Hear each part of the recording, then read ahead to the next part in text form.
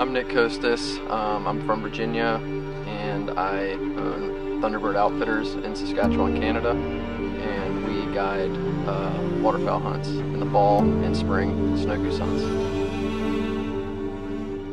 I was kind of a punk, and when I started getting my life back together, I started. I kind of had two mentors that were older, and they started taking me hunting and kind of teaching me about waterfowl hunting, and I would help them at their farm with like boardwalks or whatever in return for being able to go hunting. So I kind of just became obsessed with it and started filling my time with that, and haven't really turned back since I was 18. I just found a passion for it, and I loved it.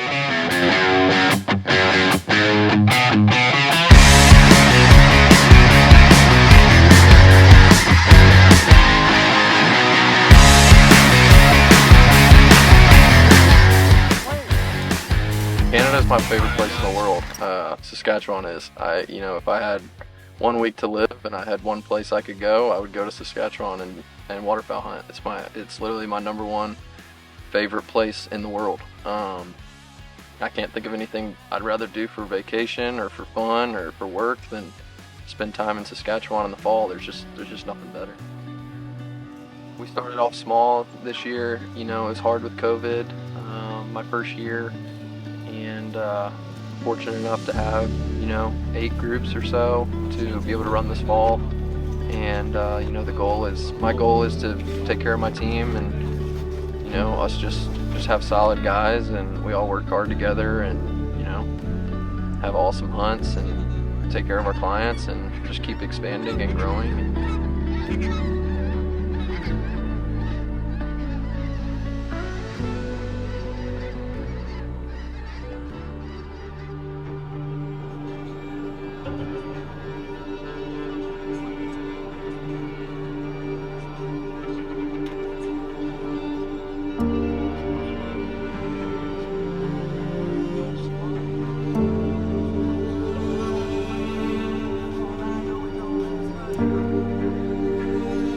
So how I got into waterfowl hunting was, I went when I was young once or twice, but really when I got into high school, I got in a bunch of trouble. I got kicked out of school. I had some problems with drugs and alcohol, and went to treatment, got my act together, and quit drinking in July of 2011, and haven't drinking since. And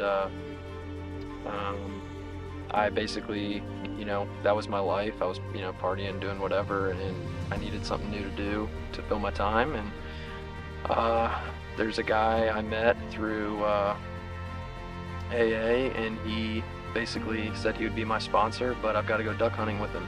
And so, while my friends were partying in college and whatnot, I was, I worked and went duck hunting with some 50-year-olds. That's what I did. That's how I spent my time and tried to stay out of trouble. And it was in Virginia, and I was green, just trying to learn and do the best I could. And I just kind of built a huge passion for it because I found something I liked to do that was fun, that was not drugs and alcohol or anything bad. So.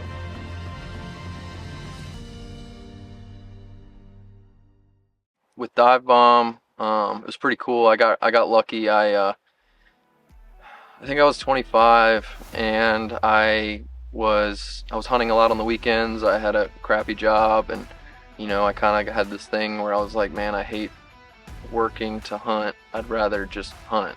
And I wrecked the truck and got a insurance check on it, and I risked it and bought a camera, and decided I was going to teach myself. I said, I'll give myself 2 years with this camera, and I'll either learn it and make money doing it, or I'll sell it and move on. And I was fortunate enough to learn some stuff on the camera, and I got hooked up with Asher through Aberdeen Wild Wings in Scotland. And I had been talking to them, and Asher was going there, and we ended up going on a trip together, and I met Asher, and we got along and worked well together. And I love Dive Bomb. I had a blast working there.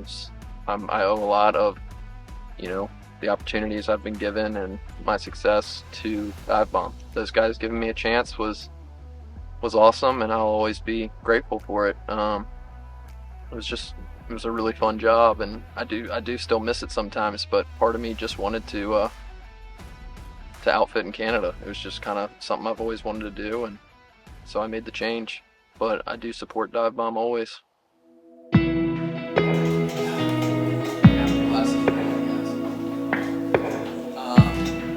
So we are gonna